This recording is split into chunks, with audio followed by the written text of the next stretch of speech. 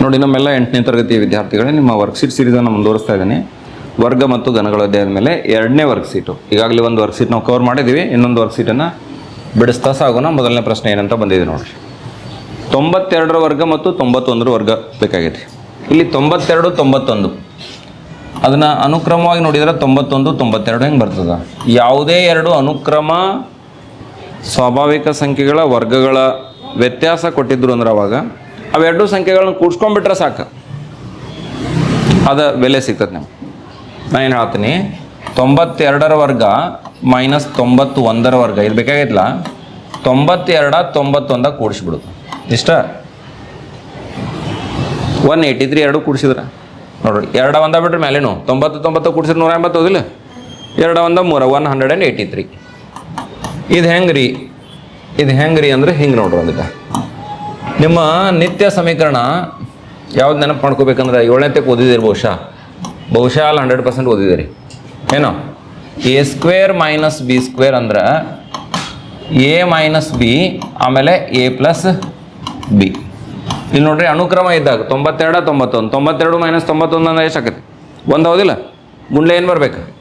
92 minus 91 ಗುಂಡ್ಲೆ ಏನು ಬರಬೇಕು? 92 plus 91 ಬರಬೇಕು. ಇದ್ರ ಬೆಲೆ 1 ಬಂತ, ಒಂದೇನು ಇಡೋ ಅವಶ್ಯಕತೆ ಇಲ್ಲ. ಅಂದರೆ 92 ಪ್ಲಸ್ 91 ಮಾಡಿದ್ರೆ ಸಾಕೋದಿಲ್ಲ. ಅದಕ್ಕೆ ಹಿಂಗೆ ರೂಲ್ ಅಂತಾರೆ, ನೆನ್ಪಿಟ್ಕೊಳ್ರಿ.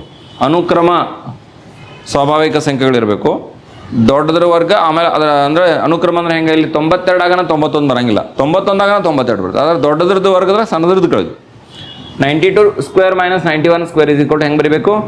92 ಪ್ಲಸ್ 91 ಬರಿಬೇಕು. ಅರ್ಥ ಆಯ್ತಾ ನಿಮ್ಗೆ ಹೇಳಿದ್ದು? a² ಮೈನಸ್ b² ಆಯ್ತೈತಿ ಕೊಡ್ರಿ. ಯಾವಾಗಿದ? ಅನುಕ್ರಮ ಇದ್ದಾಗ ಮಾತ್ರ. ಇದ್ರ ಬೆಲೆ ಏನು ತಗೋಬೇಕು? a ಪ್ಲಸ್ ಬಿ ತೊಗೊಂಡ್ರೆ ಬರ್ತೈತೆ, a ಮೈನಸ್ ಬಿ ಮಾಡೋದು ಅವಶ್ಯಕತೆ ಇಲ್ಲ. ತಿಳ್ಕೊಂಡ್ರ? ಇಷ್ಟು ಮಾಹಿತಿ ಐತಿಲ್ಲ. ಸರಿ, ಮುಂದಿನ ಪ್ರಶ್ನೆ ನೋಡ್ರಿ. ಏನಂತೆ? ಬೆಲೆ ಕಂಡುಹಿಡಿಯೈತಿ. ಯಾವುದ್ರದ್ದು? ಘನಮೂಲ. ವಿಡಿಯೋ ನೋಡಕತ್ತವರು ಬರಿತಾ ಬಿಡಿಸ್ತಾ ಹೋಗೋದನ್ನು ರೂಢಿ ಮಾಡ್ಕೋಬೇಕು. /10 ಐತಿ. ಇದನ್ನು ಅಂಶಕ ಛೇದಕ ಪ್ರತ್ಯೇಕಗೊಳಿಸಿನೂ ಮಾಡ್ಬೋದು, ಪ್ರತ್ಯೇಕಗೊಳಿಸಲಾರ್ದನ್ನ ಮಾಡೋದು ಸರಳ. ಇಲ್ಲೇ 10ರಲ್ಲೇ ಭಾಗಿಸಿದ್ರೆ ಅಂದ್ರೆ 0.064 ಆಕೈತಿ. 10ರಿಂದ ಭಾಗಿಸಿದಾಗ 1 ದಶಮಾಂಶ ಸ್ಥಾನ ಹಿಂದೆ ಬರ್ತೀರಿ, ಮುಂದೆ ಹೋಗಂಗಿಲ್ಲ. ಗುಣಿಸಿದಾಗ ಮುಂದೆ ಹೋಗ್ತೀರಿ, ಭಾಗಿಸಿದಾಗ ಎಷ್ಟು ಬರ್ತೀರಿ? 1 ಸ್ಥಾನ ಹಿಂದೆ ಬರ್ತೀರಿ. 0.064. 64 ದಶಮಾಂಶ ಬಿಡ್ರಿ. 64 ಎಷ್ಟರ ಗಣ ಐತಿ? 4ರ ಗಣ ಅನ್ನೋದು ನಿಮ್ಗೆ ಗೊತ್ತೈತಿ. 4 4 16, 16 4 64. ಹೌದಾ? ಅಂದರೆ ಇದನ್ನು ಹೆಂಗೆ ಬರಿಬೋದಲ್ಲ? ಘನಮೂಲ 0.4 ಇಂಟು 0.4 ಇಂಟು 0.4. 4 4 16, 16 64, 3 ದಶಮಾಂಶ ಸ್ಥಾನ ತಲೆ ಆಯ್ತು ನೋಡ್ರಿ. 3 ಸಮಾಪವರ್ತನಗಳ ಗುಣಲಬ್ಧ ಬಂತು. ಇದ್ರ ಗಣಮೂಲ ಎಷ್ಟು? 0.4 ಅಷ್ಟಲ್ಲ, ಒಂದೇ ಸಲ ಬರೀದು ಇಲ್ಲ. ಹಿಂಗೂ ವಿಚಾರ ಮಾಡ್ಬೋದು ನೀವು.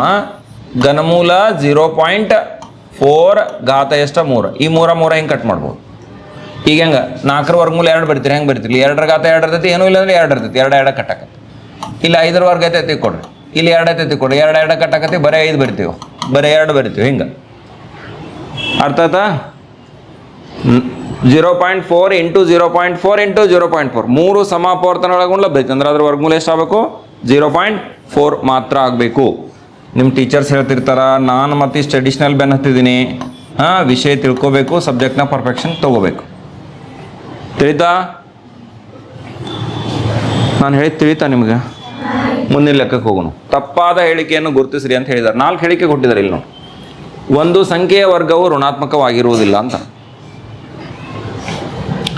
ತಪ್ಪಾದ ಹೇಳಿಕೆ ಹೇಳ್ಬೇಕಾಗೈತೆ ನಾವು. ಒಂದು ಸಂಖ್ಯೆಯ ವರ್ಗ ಋಣಾತ್ಮಕ ಆಗಿರಂಗಿಲ್ಲ. ಸರಿ ಐತಿ ಹೇಳಿಕೆ ನೋಡ್ರಿ. ಧನ ಸಂಖ್ಯೆ ವರ್ಗ ಮಾಡಿ ನೋಡ್ರಿ, ಋಣ ಸಂಖ್ಯೆ ವರ್ಗ ಮಾಡಿ ನೋಡ್ರಿ. ಇದು +4 ಬಂತು. -2ರ ವರ್ಗ ಮಾಡ್ರೆ ಮೈನಸ್ ಇಂಟು ಮೈನಸ್ ಪ್ಲಸ್ ಆಗಿ ಅದು 4 ಬರ್ತದೆ. ಋಣಾತ್ಮಕ ಆಗಿರಂಗಿಲ್ಲ. ಯಾವುದೇ ಸಂಖ್ಯೆಯ ವರ್ಗ ಏನಾಗಿರಂಗಿಲ್ಲ? ಋಣಾತ್ಮಕ ಆಗಿರಂಗಿಲ್ಲ. ಸರಿ ಐತೆ ಹೇಳಿಕೆ. ವರ್ಗ ಸಂಖ್ಯೆಗಳು 2, 3, 7 ಮತ್ತು 8ರಿಂದ ಕೊನೆಗೊಳ್ಳುವುದಿಲ್ಲ. ಯಾವುದೇ ಒಂದು ವರ್ಗ ಸಂಖ್ಯೆ 2, 3, 7, 8ನಿಂದ ಕೊನೆಗೊಳ್ಳಂಗಿಲ್ಲ. ಇದು ಸರಿ ಐತಿ. 2, 3, 7, 8 ಮೊದಲ n ಬೆಸ ಸಂಖ್ಯೆಗಳ ಮೊತ್ತ n². ಇದು ಸರಿ ಐತಿ. ಮೊದಲನೇ ವರ್ಕ್ಶೀಟ್ನಾಗ ಬಂದೈತೆ ನೋಡ್ರಿ, ಹಿಂದೂ ಹೇಳಿದ್ದು. ಸಮಸಂಖ್ಯೆಯ ವರ್ಗವು ಬೆಸ ಸಂಖ್ಯೆಯಾಗಿರುತ್ತದೆ. ಒಂದು ಸಮಸಂಖ್ಯೆ 4 ತಗೋರಿ, ಇದ್ರ ವರ್ಗ 16. ಸಮ ಐತೆ ಬೆಸ ಐತಿ? ಸಮ ಐತಿ. ಇನ್ನೊಂದು ತಗೋರಿ 8, 8ರ ವರ್ಗ 64. ಸಮ ಐತೆ ಬೆಸ ಐತಿ? ಇಲ್ಲೇನೈತಿ? ಬೆಸ್. ಅಂದ್ರೆ ಇದು ಹೇಳಿಕೆ ತಪ್ಪಾಗೈತಿಲ್ಲ. ತಪ್ಪಾದ ಹೇಳಿಕೆ ಯಾವುದು? ಡಿ. ಇದೇನೆಲ್ಲ ಹೇಳಿಕೆ ಇದು ಬರೋದು ಇದು ತಪ್ಪು ಅಂತ ನಾವು ಹೇಳ್ಬೇಕು. ತಿಳಿತಲ್ಲ? ತಪ್ಪಾದ ಹೇಳಿಕೆಯನ್ನು ಗುರುತಿಸೋದೈತಿ. ಪ್ರಶ್ನೆ 4. ಘನಮೂಲ ಐತಿ 5 × 25. 1 ನಿಮಿಷ ಕಾಲಾವಧಿಯೊಳಗೆ ಯಾರು ಉತ್ತರ ಹೇಳ್ತೀರಿ? Only 1 minute time. ಏನೂ ಲೆಕ್ಕಾಚಾರ ವಯಸ್ಸಂಗಿಲ್ಲ, ನೇರವಾಗಿ ಹೇಳ್ಬೋದು. 1 ನಿಮಿಷದ ಕಾಲಾವಧಿ ಒಳಗೆ 30 ಸೆಕೆಂಡ್ 10 ಸೆಕೆಂಡ್ ಆತಿ. ಹಾಂ ಹೇಳ, ಉತ್ತರ ಹೇಳ್ಬೇಕು. ಅದಕ್ಕೆ 4 ಆಯ್ಕೆ ಅದಾವ. ಯಾವುದು? ಏನೋ, ಬಿನೋ, ಸಿನೋ? ಸಿ. ಅಬ್ಬಬ್ಬ, ತಪ್ಪಲ್ಲ. ಮತ್ತೆ ಯಾರು ಹೇಳ್ತೀರಿ? ಹಾಂ ಹೇಳ, ಪಟ್ನೆ ಹೇಳ. ಹಾಂ A5. Very good. ಏನು ಹೆಸರು ಮಣಿಂದ? ಹಾಂ ಬಿಡಿಸ್ತೀನಿ ಹೆಂಗಂತ ಬಂದು ಬಿಡಿಸ್ತಿ ಬರ್ತಿ ಬಾ. ಗುಡ್. ಪಟ್ನ ಬಾ, ಓಡಿ ಬಾ, ಬೇಗ ಬಾ, ಬಿಡಿಸ್. ಹಾಂ ಬರೀ ಬಿಡಿಸಲ್ಲ. ನಾ ಹೇಳ ನಿಮ್ಮ ಉತ್ತರ ಹೇಳಿದಲ್ಲ. ಗನ್ಮೂಲ್ ಚಿನ್ನ ಹಾಕು, 4 ಗನ್ಮೂಲ್ ಚಿನ್ನ ಹಾಕು, ರೂಟ್ ಹಾಕು, ರೂಟ್ ಸಿಂಬಲ್ ಹಾಕು, 5 25 ಗುಣಾಕಾರ ಮಾಡು. ಎಷ್ಟಾಯ್ತು? ಭಾಳ ಅದನ್ನ ಬರಿಬೇಡವಾ, ಭಾಳ ಅದನ್ನ ಬರಿಬೇಡ. ಏನು ಮಾಡು ಸರ್? ಇಲ್ಲಿ ಬರಿ 25 ಮತ್ತು 5 ಗುಣಿಸ್ಲಾ 125 ಬರ್ತೈತಿಲ್ಲ. 1 ನಿಮಿಷ ಪೆನ್ ತಗೋತೀನಿ ತಡಿ. ಹಾಂ ಬರೀ 125. ನೀವು ಉತ್ತರ ಹೇಳಿಲ್ಲ. ಈಕ್ವಲ್ ಟು ಹಾಕು. ಉತ್ತರ ಎಷ್ಟು? 125 ಗನ್ಮೂಲ ಎಷ್ಟು? 5 ಹೌದಿಲ್ಲ? ಬರೀ 5. ಓಕೆ. ಎಲ್ಲೈತೆ? ಆಪ್ಷನ್ ಏದಾಗೈತಿ ಇಲ್ಲಿ. ಡ್ಯಾಶ್ ಹಾಕಲ್ಲ, ಎ ಬರ್ದು ಬಿಡು ಸಾಕು. ಏನು ನಿನ್ನ ಹೆಸರು? ರೌಂಡ್ ಹಾಕೋದನ್ನು ಎ ರೌಂಡ್ ಹಾಕು. ಏನು? ಪ್ರತಿನಿಧಿ. ಉತ್ತರ ಸರಿ ಹೇಳಿದಾಳ. ಓಕೆ ನೋಡಿ. ಏನಂದ್ರೆ ಅರೇಂಜ್ಮೆಂಟ್ ಐತೇನ್ರಿ? ಸರಿ, ಮುಂದಿನ ಪ್ರಶ್ನೆ ಗಮನಿಸ್ರಿ ಎಲ್ಲರೂ. 5ನೇ ಪ್ರಶ್ನೆ ಏನದ ನೋಡಿ. ಬೆಲೆ ಕಂಡುಹಿಡೀರಿ ಅಂತ ಐತಿ. 71ರ ವರ್ಗ ಮೈನಸ್ 70ರ ವರ್ಗ ಐತಿ ನೋಡ್ರಿ. 71ರ ವರ್ಗ ಮೈನಸ್ 70ರ ವರ್ಗ ಆಗಲೇ ಬಂದಿತ್ತಿದ. ಬಹುಶಃ ಫಸ್ಟ್ ಕ್ವಶನ್. ಇದನ್ನ ಹೆಂಗೆ ಬರೀದು? ಉತ್ತರ ಹೆಂಗೆ ಬರೀದು? ಹಾಂ ಹೇಳ್ರಿ. 71 ಪ್ಲಸ್ 78 ಮಾಡ್ರೆ ಮುಗೀತ. ಮತ್ತೇನು ಮಾಡಬೇಕಾಗಿಲ್ಲ. ಅರ್ಥ ಆಯಿತು? ಯಾವುದೇ 2 ಅನುಕ್ರಮ ಸ್ವಾಭಾವಿಕ ಸಂಖ್ಯೆಗಳ ವರ್ಗಗಳ ವ್ಯತ್ಯಾಸ ಇತ್ತು ಅಂದ್ರೆ ಅವೆರಡು ಕೂಡ್ಸ್ಕೊಂಡ್ಬಿಟ್ರೆ ಉತ್ತರ ಸಿಗ್ತದೆ. ಇದು ನಿಯಮ ನೆನಪಿಟ್ಕೊರಿ. 71 + 70 ಎಷ್ಟು ಆಯ್ತು? 141. ಸರಿ. ಇನ್ನು ಇದು ಮೊನ್ನೆ ಥಿಯರಿಯೊಳಗೆ ಹೇಳಿದ್ದೇನೆ. ಎಷ್ಟು ಜನ ನೆನಪಿಟ್ಟಿದ್ದೀರೋ ಗೊತ್ತಿಲ್ಲ. 90³ ಮೈನಸ್ 89³ ಐತಿ. ಇವು ಕೂಡ 90 ಮತ್ತು 89 ಸ್ವಾಭಾವಿಕ ಸಂಖ್ಯೆಗಳದಾವೆ. ಅವತ್ತರ ಘನ ಅದ. ಘನಗಳ ವ್ಯತ್ಯಾಸ ಐತಿ ಇಲ್ಲಿ. ಘನಗಳ ವ್ಯತ್ಯಾಸ ಐತಿ. ಯಾವುದೇ 2 ಅನುಕ್ರಮ ಘನಗಳ ವ್ಯತ್ಯಾಸ ಆ 2 ಸಂಖ್ಯೆಗಳ ಗುಣಲಬ್ಧದ 3ರಷ್ಟಕ್ಕಿಂತ 1 ಹೆಚ್ಚಾಗಿರುತ್ತದೆ ಅಂತ ಒಂದು ಇದು ಹಾಕಿ ನೋಡ್ರಿ. ನಿಯಮ ಹಾಕಿ ತೋರಿಸಿದೆ ನಿಮ್ಗೆ ಥಿಯರಿ ಒಳಗೆ. ನೆನಪೈತಾ? ಇದನ್ನ ಹೆಂಗೆ ಮಾಡ್ಬೇಕು? ಇದು ನಿಮ್ಗೆ ಇನ್ನೊಂದು ಸೂತ್ರನೂ ಐತೆ. ಅದರ ಸೂತ್ರ ಸಂಗಿಲ್ಲ ಇಲ್ಲಿ. ಇದನ್ನ ಹಿಂಗೆ ಮಾಡ್ಬೇಕು. 90ರ ಘನ ಮೈನಸ್ 89ರ ಘನ. ಮತ್ತೊಂದು ಸಲ ನಿಯಮ ಹೇಳ್ತೀನಿ ನೋಡ್ರಿ. ಯಾವುದೇ 2 ಅನುಕ್ರಮ ಸ್ವಾಭಾವಿಕ ಸಂಖ್ಯೆಗಳ ಘನಗಳ ವ್ಯತ್ಯಾಸವು ಅವುಗಳ ಗುಣಲಬ್ಧದ 3ರಷ್ಟಕ್ಕಿಂತ, ಗುಣಲಬ್ಧದ ಅಂದ್ರೆ 90 ಮತ್ತು ಏನು ಗುಣಿಸ್ಬೇಕಾ? 89 ಗುಣಿಸ್ಬೇಕು. 3ರಷ್ಟಕ್ಕಿಂತ ಅಂದ್ರೆ ಎಷ್ಟು? 3 ಪಟ್ಟು ಮಾಡ್ಕೋರಿ. 1 ಹೆಚ್ಚಾಗಿರುವುದು. ಅದಕ್ಕಿಂತ ಎಷ್ಟು ಹೆಚ್ಚಿರ್ತೈತಿ? 1 ಹೆಚ್ಚಿರ್ತೈತಿ. ಇದನ್ನು ಗುಣಾಕಾರ ಮಾಡ್ರಿ ಅಂದ್ರೆ ಆಯ್ತು. ನಂಗೆ ಗುಣಾಕಾರ ಮಾಡಿ ಹೇಳ್ಬೇಕು ನೀವು. 9 3 27 270 ಗುಂಡ್ಲೆ 89 ಪ್ಲಸ್ 1. ನಂಗೆ 270 ಮತ್ತು 89 ಗುಣಿಸ್ರಿ. ಪಟ್ನ ಗುಣಿಸ್ರಿ, ಲೇಟ್ ಮಾಡಬೇಡ. 270 89 ಗುಣಿಸ್ರಿ. ಹೇಳ್ರಿ. 270 89 ಗುಣಾಕಾರ ಏನು ಹೇಳ್ರಿ?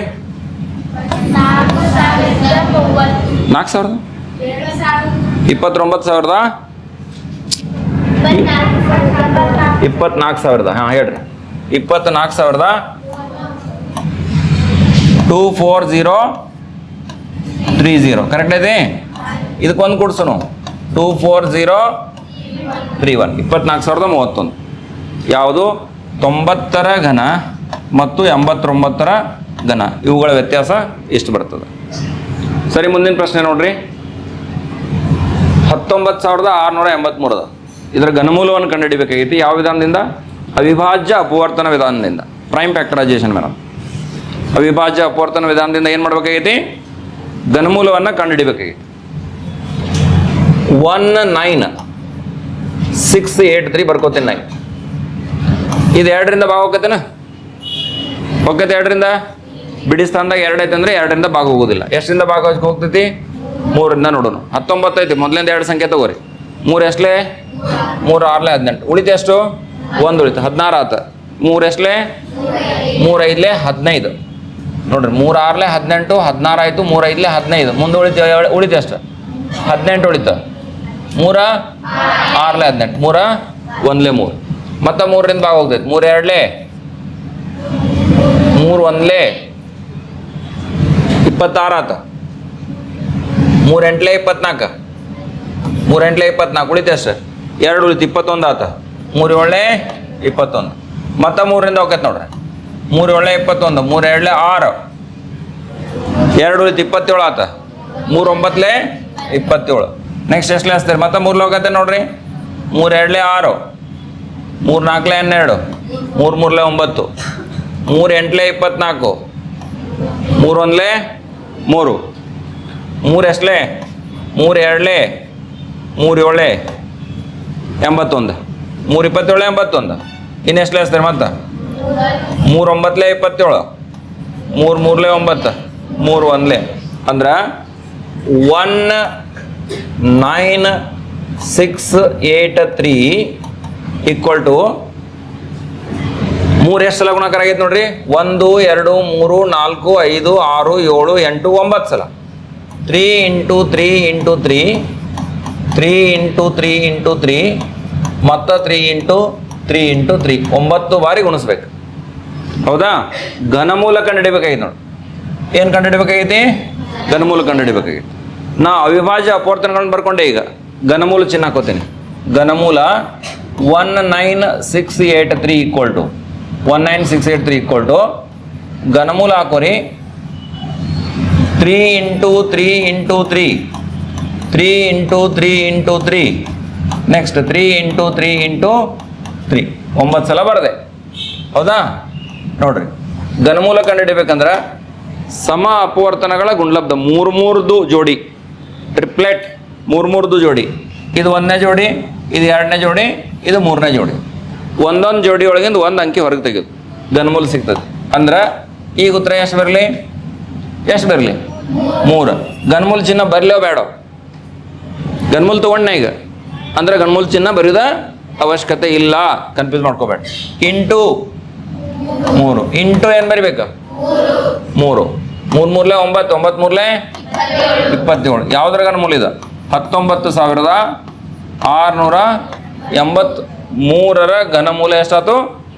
27 ಆಯ್ತು ಅಂತಕ್ಕಂಥದ್ದು. ತಿಳಿತಲ್ಲ ಎಲ್ಲರಿಗೂ? ನೆಕ್ಸ್ಟ್ ಕ್ವಶನ್ ನೋಡು. ಮುಂದಿನ ಪ್ರಶ್ನೆ, ಪುನರಾವರ್ತಿತ ವ್ಯವಕಲನ ವಿಧಾನದಿಂದ 49ರ ವರ್ಗಮೂಲವನ್ನು ಕಂಡುಹಿಡಿಯಿರಿ ಅಂತಕ್ಕಂಥದ್ದು ಪ್ರಶ್ನೆ ಇದೆ. ರಿಪೀಟೆಡ್ ಸಬ್ಟ್ರಾಕ್ಷನ್, ಪುನರಾವರ್ತಿತ ವ್ಯವಕಲನ. 49 ಬರ್ಕೊಳ್ಳೋದು. ಮೊದಲನೇ ಬೆಸ ಸಂಖ್ಯೆ ತಗೊಳ್ಳೋದು, ಆಡ್ ನಂಬರ್. ಮೊದಲನೇ ಬೆಸ ಸಂಖ್ಯೆ ಕಳೆದು 49 - 1 ಎಷ್ಟು ಬಂತು? 48. ಈ 48 ಇಲ್ಲಿ ಬರ್ಕೊಳ್ಳೋದು. 48 ಮೈನಸ್ ಮುಂದಿನ ಬೆಸ ಸಂಖ್ಯೆ ಯಾವುದು? 3. ನಮ್ಮ 48ರ 3 ಕಡೆ ಎಷ್ಟು ಬರ್ತೈತಿ? ಎಷ್ಟು ಬರ್ತೈತಿ? 45. 45 ಬರ್ಕೋರಿ ಇಲ್ಲಿ. 45ರ ಮುಂದಿನ ಬೆಸ ಸಂಖ್ಯೆ ಯಾವುದು? 5 ಕಡೆ ಎಷ್ಟು ಬರ್ತದೆ? 40 ಬರ್ತೈತಿ. 40ರಾಗ ಮುಂದಿನ ಬೆಸ ಸಂಖ್ಯೆ 7. 40ರಾಗ 7 ಕಳೆದ್ರೆ ಎಷ್ಟು? 33. 33 ಒಳಗೆ ಮುಂದಿನ ಬೆಸ ಸಂಖ್ಯೆ ಕಳೀರಿ 9. 33ದಾಗ 9 ಕಳೀರಿ. ಎಷ್ಟದ? 24. ಕರೆಕ್ಟ್ ಹೇಳ್ರಿ. 24ದೊಳಗೆ ಮುಂದಿನ ಬೆಸ ಸಂಖ್ಯೆ 11. 24ರಾಗ 11 ಕಳೆದ್ರೆ ಎಷ್ಟು? 13. ತಪ್ಪು ಹೇಳಿದಾರೆ ನೋಡ್ರಿ ಮ್ಯಾಲಿಂದ. 33ದಾಗ 9 ಕಳೆದ್ರೆ ತಪ್ಪು ಹೇಳಿದಾರೆ ನೋಡ್ರಿ. ಎಷ್ಟು? 33 - 9 ತಪ್ಪು ಹೇಳಿದಿರಿ. ಅಲ್ರಿ ಹಿಂಗಾರೆ ಮಾಡ್ರಿ, ಮನಸ್ಸಿನ ಆಗ್ಲಿಲ್ಲ ಅಂದ್ರೆ 33 - 9 ಇಲ್ಲಿ ನೋಡ್ರಿ. 13ದಾಗ 9 ಹೋದ್ರೆ ಎಷ್ಟು? 4. 24. ಆಗಲೇ ಎಷ್ಟು ಹೇಳಿದ್ರಿ? 24 ಹೇಳಿದ್ರಿ. 24 ಮ್ಯಾಲೆ ಎಲ್ಲರೂ ತಪ್ಪೇರಂಬಲ್ಲ. 24 ಮೈನಸ್ ನೆಕ್ಸ್ಟ್ 9 ಆಗ 11. ಎಷ್ಟು ಬಂತು ಡಿಫ್ರೆನ್ಸ್? ಎಷ್ಟು ಬಂತು? 13. 13 ಕರೆಕ್ಟ್ ಐತಲ್ಲ. ಇದ್ರ ನೆಕ್ಸ್ಟ್ ಯಾವ್ದ? 13. 0 ಬರುತ್ತಾನ ಮಾಡ್ಕೋತ ಹೋಗಿ. 0 ಬಂತಿಲ್ಲ ಅಷ್ಟು. ಎಷ್ಟು ಸಲ ಕಳೆದಿರ್ತಿರಲ್ಲ ಅಷ್ಟು ಅದರದ್ದು ವರ್ಗಮೂಲ ಇರ್ತೈತಿ. ಆದ್ದರಿಂದ ಇಲ್ಲಿ ನೋಡಿ ಎಷ್ಟು ಸಲ 1 2 3 4 5 6 7 7 ಸಲ ಕಳೆಯಲಾಗಿದೆ. 7 ಬಾರಿ ಕಳೆಯಲಾಗಿದೆ. ಆದ್ದರಿಂದ ವರ್ಗಮೂಲ 49 ಈಕ್ವಲ್ ಟು ಎಷ್ಟು 7. 49 ವರ್ಗಮೂಲ ಈಸಿ ನಿಮಗೆ ನೆನಪೈತೆ ಬ್ಯಾಟ್ ಮಾಡಿರ್ತೀರಿ 1 to 10 100 ನೆನಪಿಟ್ಟಿರ್ತೀರಿ ಅಪ್ ಟು 20. ಬಟ್ ಪುನರಾವರ್ತಿತ ವ್ಯವಕಲನ ರಿಪೀಟೆಡ್ ಡಿಫ್ರೆನ್ಸ್ ಈ ಮೆಥಡ್ನಿಂದ ಮಾಡಂದ್ರೆ ಹಿಂಗೆ ಮಾಡ್ಬೇಕಿತ್ತು. 2 ಮಾರ್ಕ್ಸ್ ಕ್ವಶನ್ ಇದು ಗೊತ್ತಾಯ್ತು. ಪುನರಾವರ್ತಿತ ವ್ಯವಕಲನ ವಿಧಾನದಿಂದ ಮಾಡ್ರಿ ಅಂದ್ರೆ ನೀವು ಹಿಂಗೆ ಮಾಡಬೇಕು. ನೆಕ್ಸ್ಟ್ ಕ್ವಶನ್ 1444 1444 ಇದನ್ನು ವರ್ಗಮೂಲ ಕಂಡುಹಿಡಿದೈತಿ. ನಾನು ಅಪವರ್ತನ ವಿಧಾನ ಹಚ್ತೀನಿ. 2ರಿಂದ ಹಚ್ಚುನು 2 7 14 ಮುಂದೆ ಎಷ್ಟು ಹಚ್ತೀರಿ 2 2 ಮತ್ತು 2 2 2 3 6 2 6 12 2 1 ಇನ್ನು 2 ಭಾಗ ಹೋಗಂಗಿಲ್ಲ, ಅದು 3 ಹೋಗೋದಿಲ್ಲ. ನಿಮ್ಗೆ ಸ್ವಲ್ಪ ತಲೆಯಾಗ ವರ್ಗ ಸಂಖ್ಯೆಗಳು ನೆನಪಿಟ್ಟಿದ್ರಿ ಅಂದ್ರೆ ಹೇಳಕ್ಕೆ ಬರ್ತದೆ. 6 ಹೋಗೋದಿಲ್ಲ. 361 ಯಾವುದರ ವರ್ಗ? ಹೇಳತ್ತೀರ ನೋಡ್ಯಾರ ಕರೆಕ್ಟ್. 19ರ ವರ್ಗ 19 19 361 19 1 19. ಇಲ್ಲಿಗೆ ಅಪವರ್ತಿಸುವಿಕೆ ಕೆಲಸ ಮುಗೀತು. ಅದನ್ನ ಬರ್ಕೋರಿ. 1444 ಬರಿತೀನಿ, ಈಕ್ವಲ್ ಟು ಹಾಕ್ತೀನಿ. ಇದನ್ನ ಏನೇನಾಗಿ ಗುಣಲಬ್ಧ ಬರಿಬೇಕು ಹೇಳಿ. ಏನೇನು ಬರಿಬೇಕು? 2 ಗುಂಡ್ಲೆ 2 ಗುಂಡ್ಲೆ ಎಷ್ಟು 19 ಗುಂಡ್ಲೆ ಎಷ್ಟು ಬರಿಬೇಕು 19 ಬರಿಬೇಕು. ಸರಿ, ಈಗ ಏನಿದು ವರ್ಗಮೂಲ ಐತಿ, ವರ್ಗಮೂಲ ಚಿಹ್ನೆ ಹಾಕೋಣ. 1444 ಇದ್ರದ್ದು ವರ್ಗಮೂಲ ಬೇಕಾಗೈತೆ ನಾವು. ಇಲ್ಲೂ ಕೂಡ ಮೂಲ ಸಿಂಬಲ್ ಹಾಕೋರಿ. 2 ಗುಂಡ್ಲೆ 2 19 ಗುಂಡ್ಲೆ 19 ವರ್ಗಮೂಲ ಕಂಡುಹಿಡಿಯುವಾಗ ಸಮ ಅಪವರ್ತನಗಳ ಜೋಡಿ ಎಡೆರದ್ದು ಮಾಡ್ಕೋಬೇಕು. 3 ಅಲ್ಲ. ಇದು 1 ಜೋಡಿ, ಇದು 1 ಜೋಡಿ, ಇದು 2ನೇ ಜೋಡಿ. 1 ಜೋಡಿ ಒಳಗೆ ಒಂದೇ ಬೆಲೆ ತಗೋಬೇಕು. ಸರಿ, ವರ್ಗಮೂಲ 1444 ಈಕ್ವಲ್ ಟು ಎಷ್ಟು ಬರಲಿ ಈಗ 2. ಮುಂದೇನು ಬರಲಿ 19. 19ಕ್ಕೆ 2 ಗುಣಿಸಕ್ಕೆ ಬರ್ತೈತೆ ಇಲ್ಲ? 1444 ವರ್ಗಮೂಲ ಎಷ್ಟಾಕತಿ 38. ಇದು ನಿಮಗೆ ಪರಿಹಾರ ಉತ್ತರ ತಿಳಿತಾ? ಸರಿ, ಮುಂದಿನ ಪ್ರಶ್ನೆ. ಅವಿಭಾಜ್ಯ ಅಪವರ್ತನ ವಿಧಾನದಿಂದ 11025ನ ವರ್ಗಮೂಲವನ್ನು ಕಂಡುಹಿಡಿ. Same method. ಇಲ್ಲಿ ವರ್ಗಮೂಲ ಕಂಡುಹಿಡಿ 11025.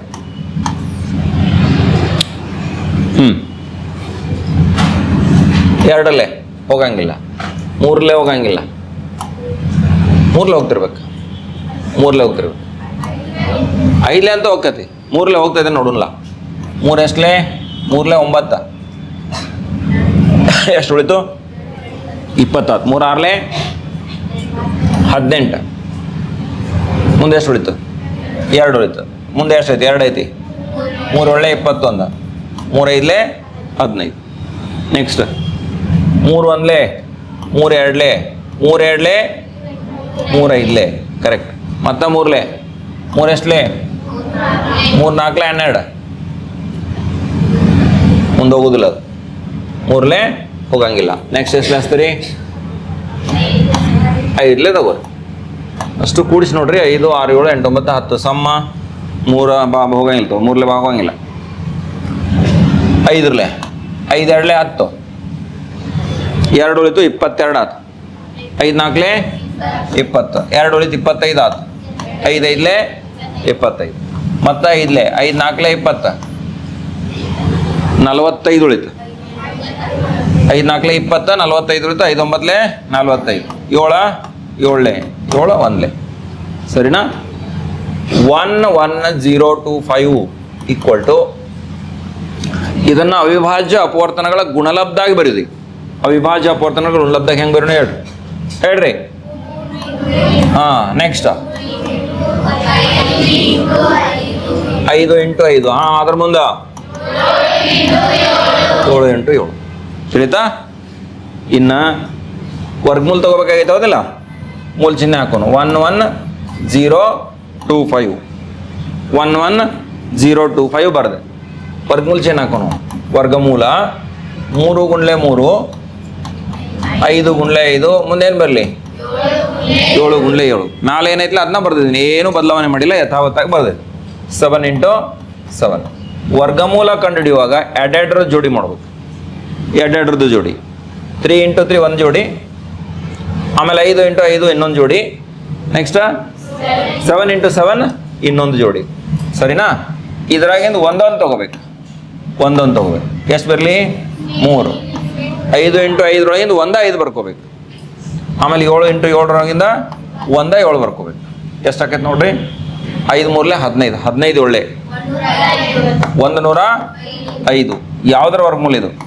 11025ನ ವರ್ಗಮೂಲ. ಅರ್ಥ ಆಯ್ತು? ಈ ಪ್ರಕಾರ ಪರೀಕ್ಷೆ ಕೇಳ್ತೈತಿ, ಲಕ್ಷ ಇಡಬೇಕು, ಪ್ರಾಕ್ಟೀಸ್ ಮಾಡಬೇಕು.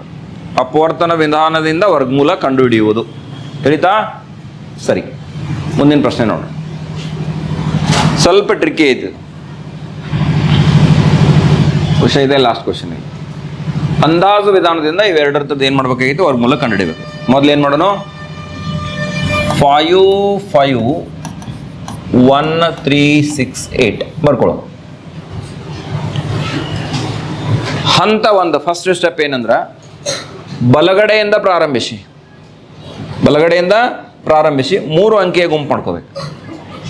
5 5 1 3 6 8 ಬಲಗಡೆಯಿಂದ ಪ್ರಾರಂಭಿಸಿ ಗುಂಪು ಮಾಡಿದ್ರೆ ಇಲ್ಲಿ ನೋಡ್ರಿ, 3 ಅಂಕಿ ಗುಂಪು. ಈ ಕಡೆ ಉಳಿತಾ ಉಳಿಲೋ, ಇದು ಗುಂಪು 1, ಇದು ಗುಂಪು 2. ಅಪ್ರಾಕ್ಸಿಮೇಟ್ ಮೆಥಡ್, ಅಂದಾಜು ಮಾಡ್ಬೇಕಾಗಿ. ಹೌದಾ? ಇನ್ನು ಏನು ನೋಡಬೇಕು? ಗುಂಪು ಒಂದರ ಬಿಡಿ ಸ್ಥಾನದ ಸಂಖ್ಯೆ ಎಷ್ಟು? 8. ಆದ್ದರಿಂದ 5 5 1 3 6 8ರ ಘನಮೂಲದ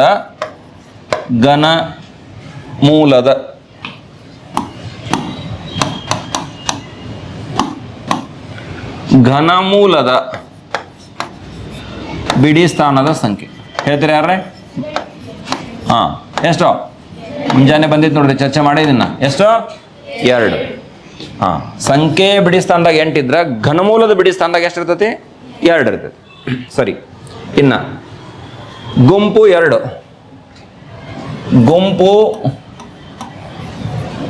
2ರ ಬೆಲೆ ಎಷ್ಟೈತಿ? ಗುಂಪು 2ರ ಬೆಲೆ 551. ಈ 551 ಯಾವ 2 ಘನ ಸಂಖ್ಯೆಗಳ ನಡುವೆ ಬರ್ತೈತಿ ನೋಡ್ಬೇಕು.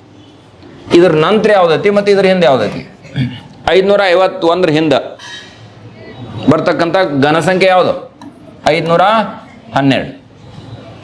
ಇದ್ರ ನಂತರ ಬರೋದು 551 ನಂತರ ಬರೋದು 729. 512 ಯಾವುದ್ರ ಗಣ?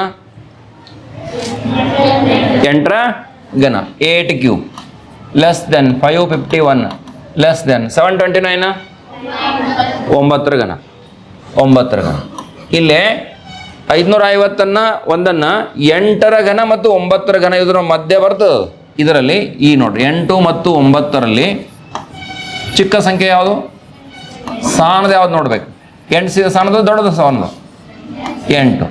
ಆದ್ದರಿಂದ ದತ್ತ ಸಂಖ್ಯೆ ಅಂದ್ರೆ ಕೊಟ್ಟಿರ್ತಕ್ಕಂಥ ಸಂಖ್ಯೆ ಇಲ್ಲ, ದತ್ತ ಸಂಖ್ಯೆಯ ಘನಮೂಲದ 10ರ ಸ್ಥಾನದ ಸಂಖ್ಯೆ ಇಕ್ಕೊಟ್ಟು ಎಷ್ಟಾಯ್ತು? 8 ಆಯ್ತು. ಆದ್ದರಿಂದ ಘನಮೂಲ ಯಾವುದದು? 551 368 551 368. ಇದರ ಬೆಲೆ 10ರ ಸ್ಥಾನ. 10ರ ಸ್ಥಾನ ಎಷ್ಟು? 8. ಬಿಡಿ ಸ್ಥಾನ ಎಷ್ಟು ಬಂದೈತೆ ನೋಡ್ರಿ? 2 ಬಂದದ. ಬಿಡಿ ಸ್ಥಾನ ಎಷ್ಟು? 2. ಅಂದ್ರೆ ಇದ್ರ ಘನಮೂಲ ಎಷ್ಟಾಯ್ತು? 82.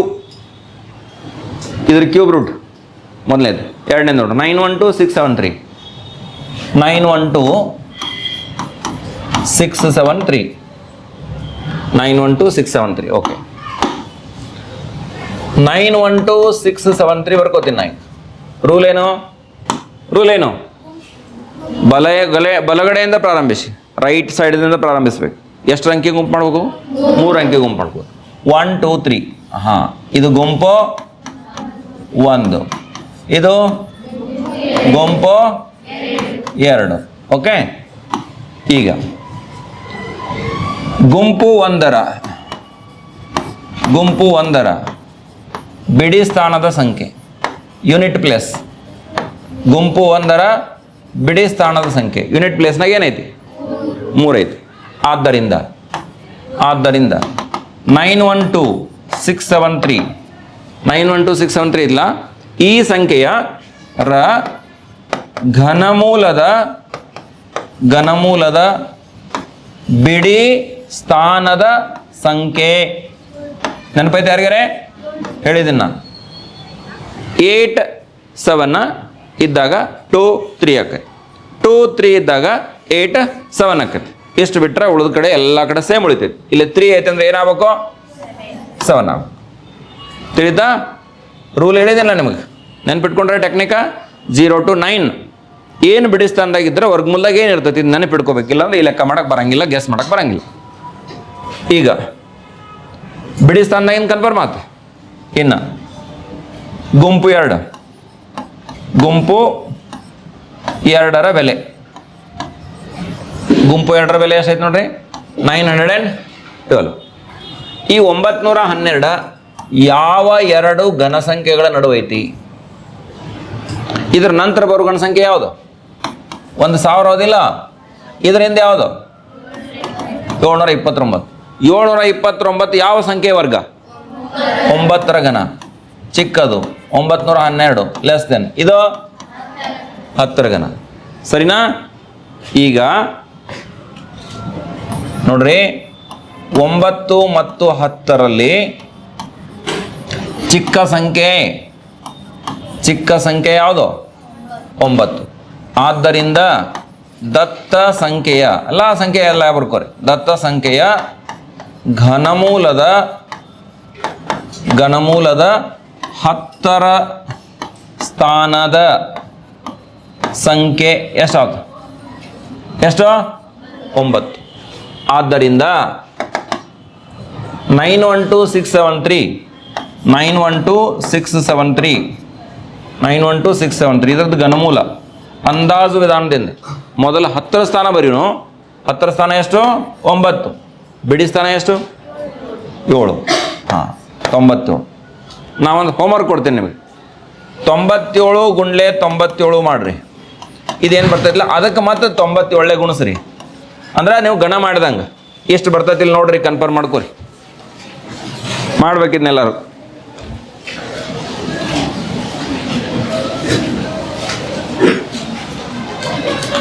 ಇನ್ನೊಂದು ಲೆಕ್ಕ ಐತಿ, ನಮಗೆ ತಂದ್ಕೊಂಡಿದ್ದೆ.